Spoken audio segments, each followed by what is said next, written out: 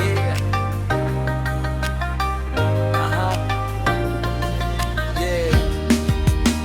Hindi na baling walang jowa, meron namang bakla.